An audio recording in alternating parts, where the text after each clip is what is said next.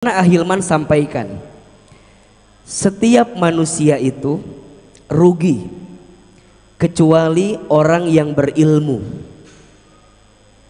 Semua orang yang berilmu rugi kecuali orang yang beramal. Semua orang yang beramal masih berpotensi rugi kecuali orang yang ikhlas.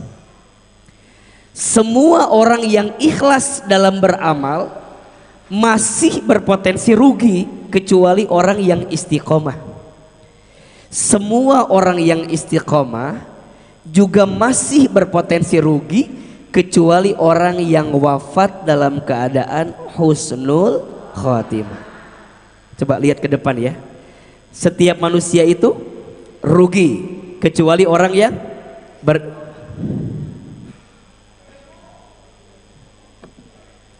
orang yang berilmu. Betul?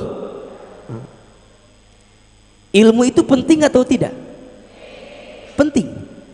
Kata Nabi, man arada dunya fa'alaihi bil ilmi wa man arada al akhirah fa'alaihi bil ilmi wa man arada huma fa'alaihima bil ilmi. Barang siapa yang mau bahagia di dunia dengan ilmu, barang siapa yang mau bahagia di akhirat dengan ilmu, dan barang siapa yang mau bahagia dua-duanya, dunia dan akhirat, pakai apa? Ilmu. Dan ilmu di sana ilmu yang sifatnya khusus. Ilmu apa? Ilmu agama. Ilmu apa? Ilmu agama. Tapi mohon maaf, ada orang yang kemudian dia menuntut ilmu, yang dengan ilmunya apa yang dia harapkan? Ada dua. Satu, meningkat imannya kepada Allah. Dua, makin baik akhlaknya dalam hidup.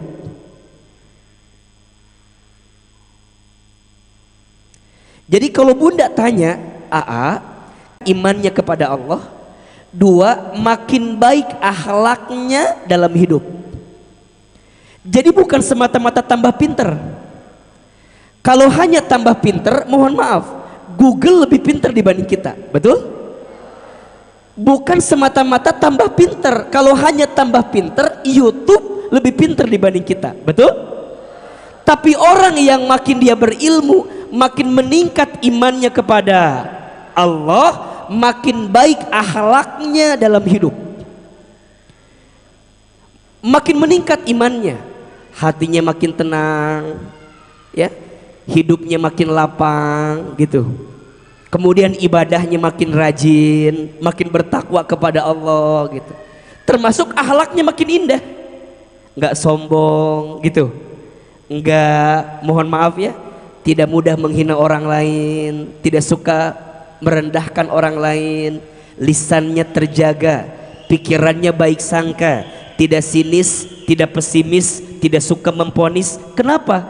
Karena ada cahaya ilmu yang Allah titipkan dalam dirinya, sehingga apa yang dihadirkan mengantarkan kebaikan.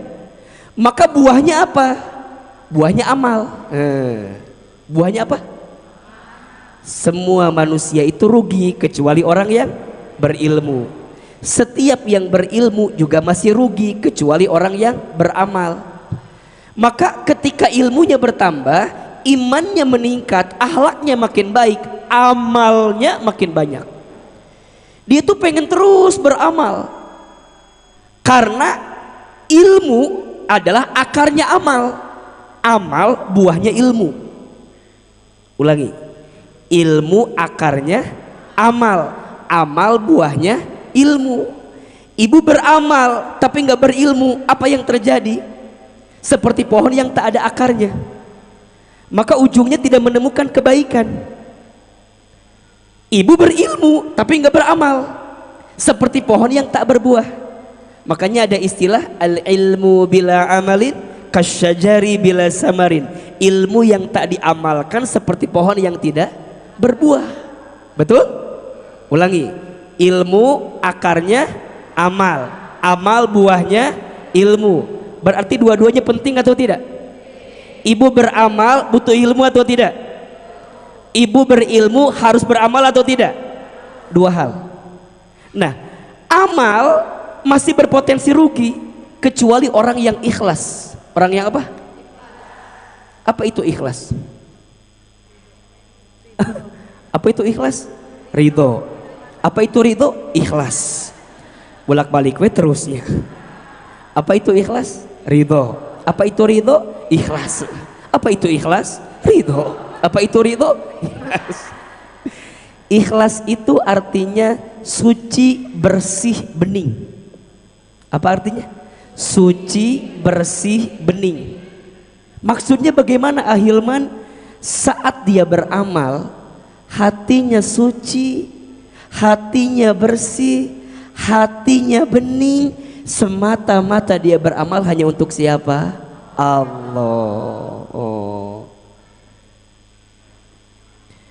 Maka saya seringkali bilang begini, ikhlas itu ada 3 makna.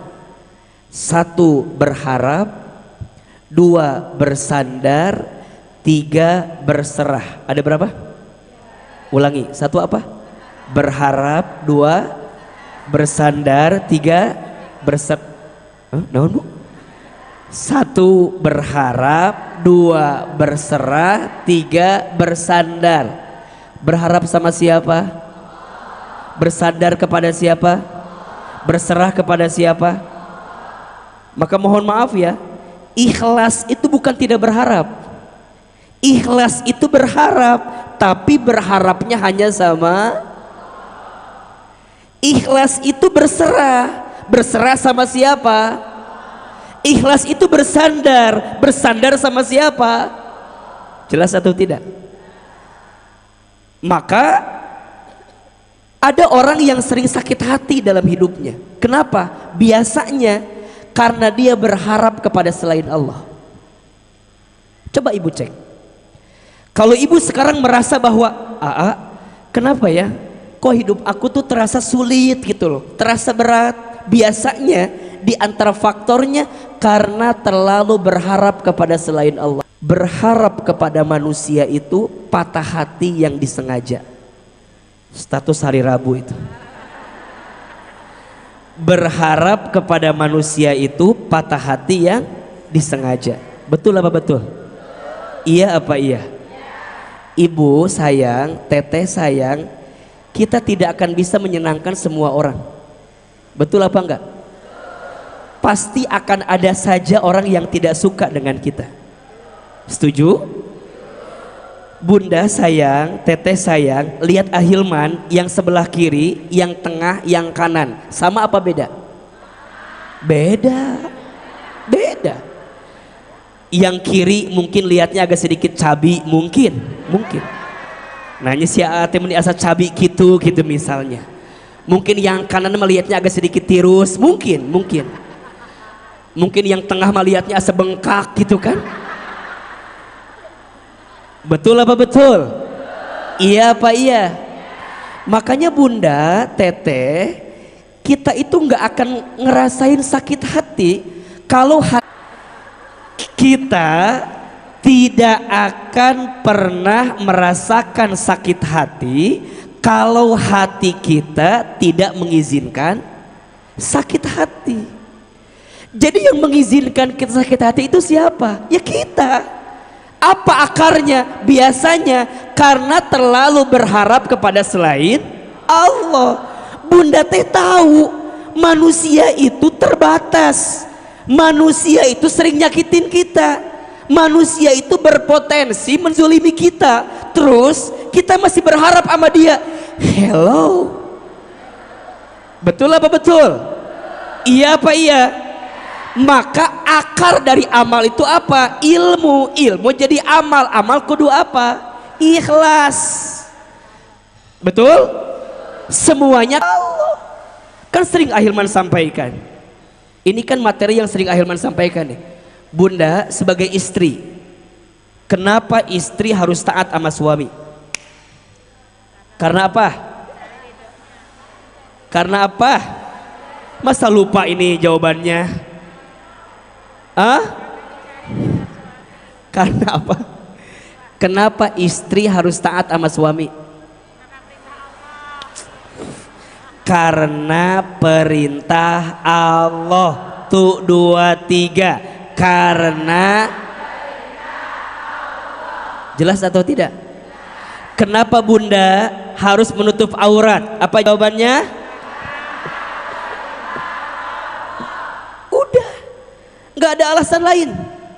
Bunda kalau taat sama suami, alasannya, aku tuh taat sama suami biar suami aku tambah sayang sama kita.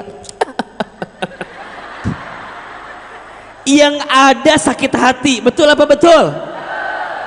Karena banyak istri udah berbuat baik sama suami tapi suaminya nggak baik. Ada apa enggak? Ada apa enggak? Di sini ada orangnya. Yang mana orangnya? Yang mana? Yang mana? Bunda kalau ngerasa tanyaannya nggak dihargai sama siapa, kalau nggak dihargai sama pasangan wajar. Tapi Bunda harus paham, setiap ketaatan Bunda, kebaikan Bunda di rumah tangga pasti dihargai oleh Allah Subhanahu wa Ta'ala. Betul? Makanya Bunda ya santai aja. Kalau kemudian aku teh udah, misalnya ya, contoh ini mah, Bunda teh udah ikut senam jumba jeung cetuti di dinya tah di Cileungsi aya tah sanggar senam jumba cetuti di Cileungsi aya. Bunda teh udah ikut senam. Bunda teh mohon izin, kalau istri menyenangkan hati suami ketika dipandang oleh suami, bagus apa enggak? Kalau istri ketika dipandang oleh suami menyenangkan hati suami, baik apa enggak? Berpahala apa enggak? Allah senang apa enggak? Allah senang, berpahala, jadi kebaikan. Betul? Bunda teh udah senam sebulan. Pokoknya mah senam we pokoknya mah. Terus Bunda teh bilang ke suami, ayah, apa? Kan Bunda teh udah hampir sebulan. Apa cek suami teh? Apa? Senam? Oh, senam di mana? Di sanggar senam cetuti di Cileungsi. Ya, Bunda teh udah kesana terus. Terus Bunda tuh bilang gini ke suami, coba ayah perhatikan, ada sesuatu nggak di Bunda gitu. Tiba-tiba dia ngomong gini, oh, Bunda teh senam, ya, asa perubahan. Suami mau muji kita, nggak muji kita, nggak ada urusan. Ayah, please ayah, hargai dong. Bunda teh udah kesangan, keringetan, mana becek, mana ojek, udah senam kemana meni gitu kan. Bunda tuh jadi capek karena Bunda nggak ikhlas. Ingat, semua amal yang dilakukan tanpa keikhlasan pasti akan mengantarkan kesulitan. Status hari Jumat kan udah Kamis maka tadinya. Setiap amal yang tidak diiringi kesulitan, keikhlasan pasti akan mengantarkan kesulitan. Jadi sulit jadi susah gitu, sulit gitu ya, begitu sulit gitu. Jadi sulit aja, nggak dipuji, nggak beramal lagi, dihina, sakit hati gitu tuh.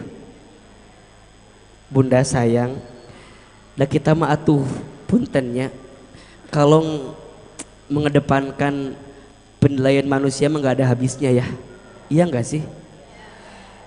Kita berbuat baik disebut ria, betul nggak?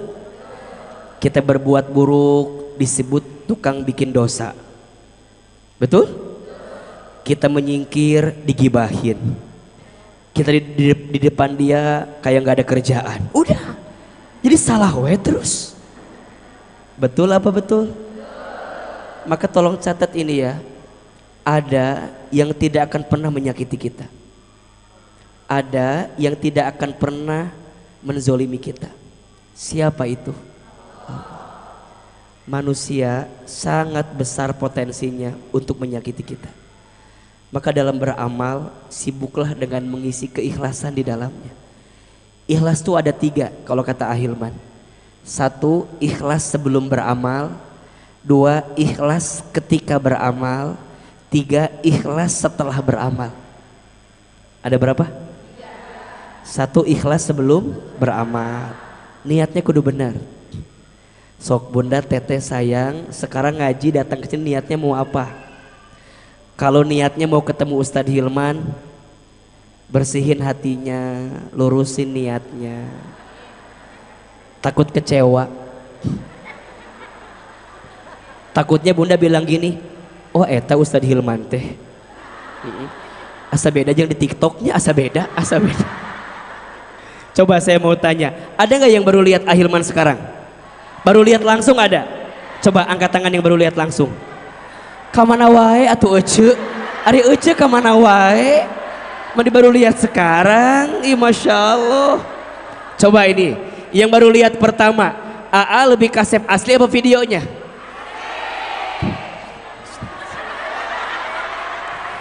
Tadi pas lewat aya nu berbisik kieu, eta Ahilman teh nya kasepnya, Masya Allah. Ngan tadi pas lewat teh ada bisikan yang kurang enak. Nya kasep ngan hanyakal naon pake jadi kerudung. Da apal aku mah eta teh. Gitu.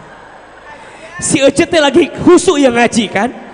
Karena temannya ngajak ngobrol. Kira-kira fokusnya terganggu apa enggak? Terganggu, udah fokus. Udah ngobrol wae keur ngaji ya. Beres. Ucik diciwit-ciwit gitu. Tinggalikeun baris 5 jarum jam 2. Baris 5 jarum jam 2. Melong ini. Kenapa emang? Lihat bulu matanya. Eta meni Masya Allah. Reka mana tuh eta ngaji? Meni kitu pisan. Si Ece teh keur ngaji coba. Keur khusyuk. Nges beres ngomongkan jamaah, ngomongkan Ustadz Hilmana gitu. Ahilman kemejanya bagus banget ya, Masya Allah, ada motif-motifnya sedikit gitu. Ada we tuh, ada perpaduan warna. Endorse ini mah buat Ramadan nanti. Ada we diomongin teh. Ngaji belum beres, janjian udah. Ece nanti jadi ngebaso kan ya. Ayo nu kitu apa ente? Ada yang begitu apa enggak? Yang mana orangnya? Makanya Ahilman mah punten ya, suka aneh. Bunda teh naha kalau ngaji kudu sama orang yang kita kenal terus di sampingnya. Kali-kali mah kalau taklim teh sama orang yang gak dikenal biar enggak ngobrol. Betul enggak? Ate pernah nanya, Ece, Ari Ece kalau ngaji kenapa sih harus sama orang yang dikenal? Aa, kalau sama si Ceida emahnya, aya we gosip teh seru bukan aja si eta. Ujungnya jadi bunda ngobrol, betul nggak sih? Kadang ada yang begini, bunda teh janjian sama temennya teh telat, bunda datang duluan, bunda gek, ini kan kosong, bunda ciriin pakai tas.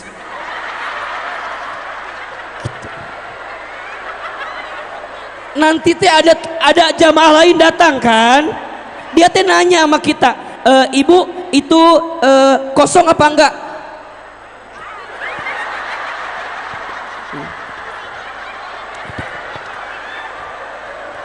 Ditanya sama jamaah lain teh kosong apa enggak?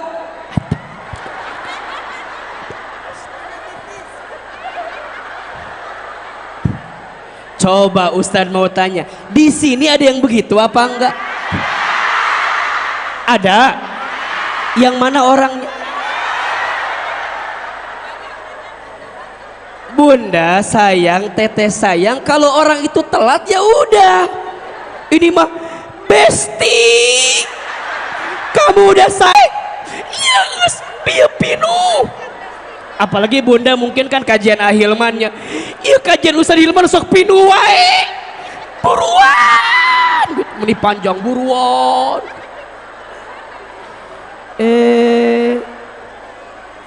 Justru bunda sayang hikmah ya mah hikmahnya. Hikmah ngaji itu salah satunya apa? Ketemu sama teman baru, betul nggak sih?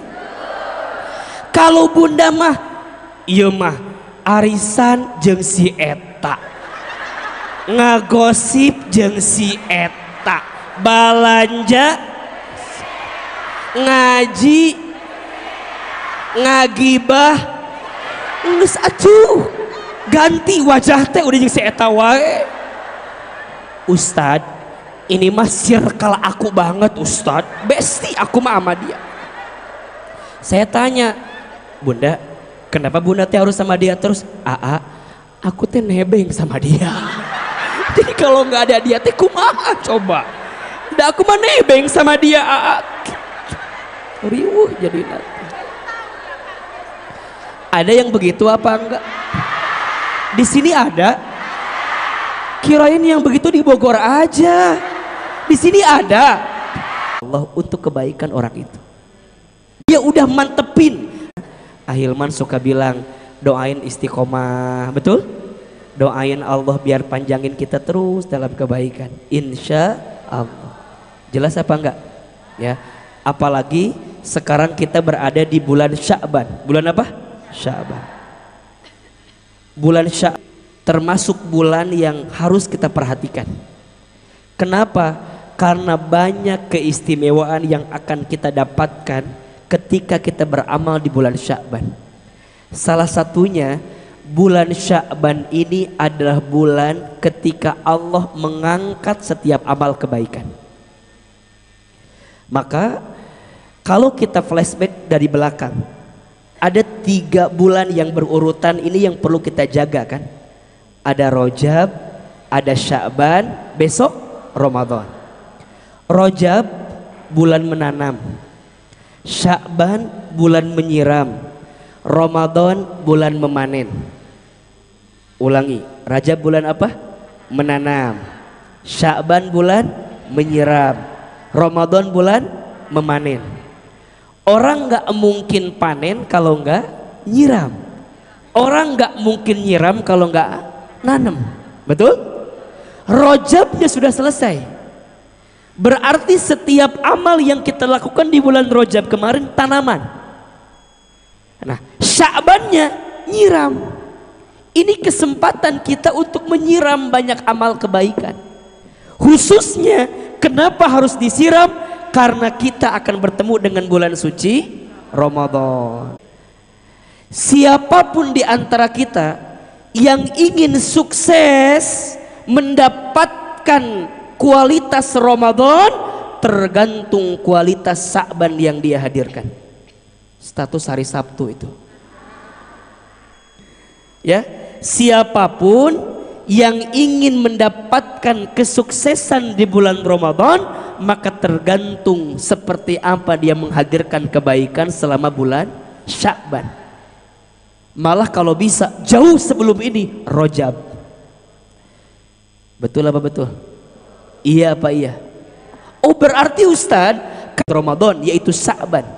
Dan bulan Sya'ban ini adalah bulan ketika Allah mengangkat setiap amal kebaikan. Dan aku ingin ketika Allah mengangkat amal kebaikan itu, keadaanku sedang apa? Berpuasa. Masya Allah. Aku ingin ketika amalku diangkat kepada Allah sepertiga malam, itu waktu spesial dalam sehari. Dalam seminggu ada hari yang spesial. Hari apa? Hari Jumat. Di hari Jumat ada waktu yang paling spesial. Ba'da asar menjelang maghrib. Barang siapa yang berdoa di hari Jumat, di waktu asar menjelang maghrib, maka Allah malu tidak mengabulkan doanya. Dalam sebulan ada tanggal yang paling spesial. Tanggal berapa? 25. Itu mah gajian atau berenang. Tanggal seberapa? Ayyamul Bidh 13, 14, 15. Jelas? Dalam setahun ada bulan yang paling spesial. Apa namanya? Kalau sudah masuk Ramadan, semua yang tadi kita sebutkan tidak berlaku. Karena Ramadan itu setiap detiknya spesial. Maka orang yang bertemu Ramadan nanti dengan izin Allah bahagia atau tidak? Bahagia. Bahkan disebutkan dalam satu kisah, dalam hadis diceritakan ada dua orang yang meninggal. Ini kisahnya, dua orang yang meninggal. Orang yang pertama meninggal dalam keadaan mati syahid, tapi dia wafat sebelum bertemu Ramadan. Ada orang yang kedua meninggal dalam keadaan biasa saja, tidur, tapi dia sama Allah dikasih kesempatan setahun lama untuk hidup. Jadi yang pertama meninggal dalam keadaan syahid sebelum bertemu Ramadan. Orang yang kedua dalam keadaan sedang tidur tapi wafatnya setelah Ramadan. Menurut Bapak Ibu, mohon izin, di antara dua orang ini mana yang akan pertama kali masuk surga? Yang pertama apa yang kedua? Yang kedua. Kata siapa Ibu? Ternyata dikisahkan, Masya Allah, ternyata dikisahkan dalam mimpinya sahabat itu, ternyata yang pertama kali masuk surga adalah orang yang matinya kemudian, yang mati setahun kemudian dalam keadaan tidur tapi dia bertemu dengan bulan suci. Kenapa? Ternyata jawabannya, selama dia bertemu dengan Ramadan dia isi semua amal kebaikan.